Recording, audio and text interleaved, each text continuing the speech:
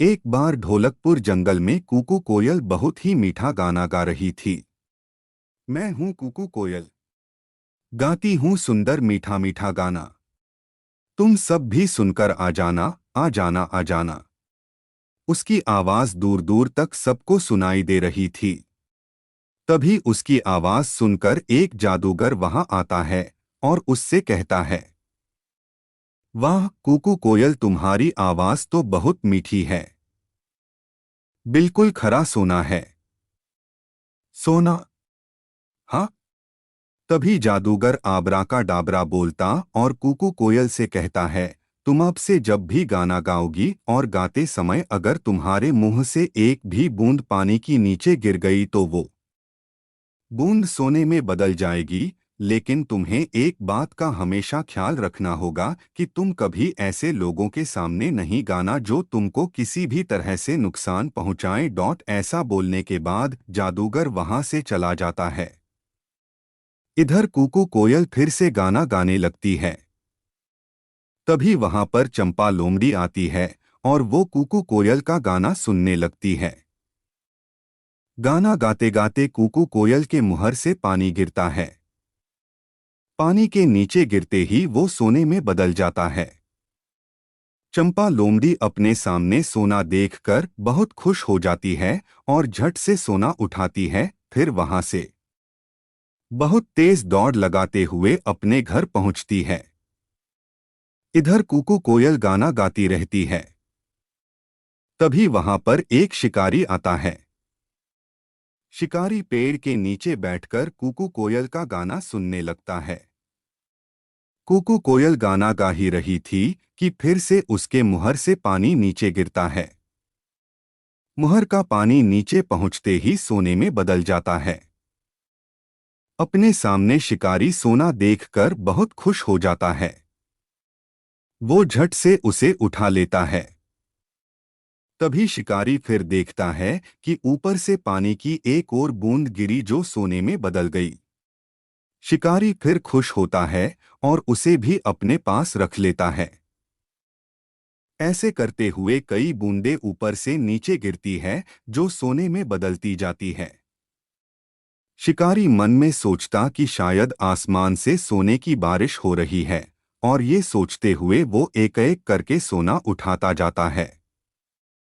तभी शिकारी की नज़र गाना गा रही कुकू कोयल पर जाती है और वो देखता है कि ये सोने वाला पानी तो कुकू कोयल के मुहर से निकल रहा। फिर वो बिना देरी किए कोयल को पकड़ने के बारे में सोचता है, क्योंकि कुकू कोयल को पकड़कर वो बन जाएगा अब बहुत बहुत अमीर।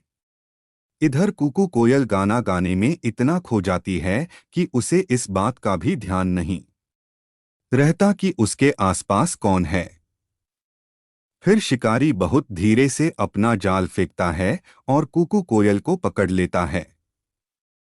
जाल में फंसते ही कुकू कोयल कहती है, धत्तेरी की ये क्या कर बैठी मैं। जादूगर ने कहा भी था मुझसे कि आपने आसपास के लोगों से बचकर रहना। अब देखो मैंने अपनी लापरवाही के चक्कर में क्या कर लिया। जाल में फंस गई। इधर कुकू कोयल को ले जाते हुए शिकारी अपने मन में सोचता है कि क्यों न इस कोयल को राजा को ही दे दूं। अगर राजा को दे दिया तो राजा इसके बदले मुझे राजमहल में रहने देंगे। फिर पूरी जिंदगी आराम से बीतेगी मेरी। हाँ, यही सही रहेगा। ऐसा सोचते हुए शिकारी राजा के पास पहुंचता है और उसे सारी बात बताता है। राजा कोयल को लेने और उसके बदले शिकारी को अपने राज्य महल में रहने देने की बात मान जाता है। तभी वहां पर राजा का मंत्री आता है और उससे बोलता है कि महाराज, ये शिकारी झूठ बोल रहा। आपने कभी सुना या देखा भी है क्या किसी चिड़िया के मुहर से सोना निकले? भाई मैंने तो नहीं देखा। मंत्री की बात सुनकर राजा शिकारी से कहता है कि पहले मुझे सोना दिखाओ। आखिर ये कोयल कैसे सोना निकालती है, मैं भी तो देखूं। राजा की बात सुनकर शिकारी कोयल से गाना गाने को कहता है।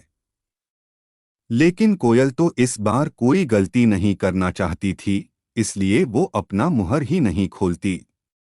शिकारी के बहुत बार कहने पर भी जब कोयल गाना नहीं गाती तब राजा को ये सब देखकर गुस्सा आ जाता है और वो अपने सिपाहियों से कहकर कोयल को जाल से निकाल देता है और शिकारी को पकड़ लेता है। जाल से निकलते ही कोयल गाना गाना शुरू करती है। कुकू मैं हूँ कुकू कोयल गाती हूँ मीठा मीठा सुंदर गाना, जिसे सुनकर तुम सब मेरे पास। और फिर तभी उसके मुहर से फिर से पानी नीचे गिरता है जो सोने में बदल जाता है। राजा ये सब बस देखता ही रह जाता है और अपने सिपाहियों से कोयल को पकड़ने को कहता है। लेकिन इस बार कुकू कोयल पहले जैसी कोई भी गलती नहीं करती है और वहां से उड़ती हुई सीधे ढोलकपुर जंगल पहुंचती है। इस कहानी से हमें यह सीख मिलती है कि हमें हमेशा अपने बड़ों की बात माननी चाहिए, साथ ही हमेशा सतर्क भी रहना चाहिए।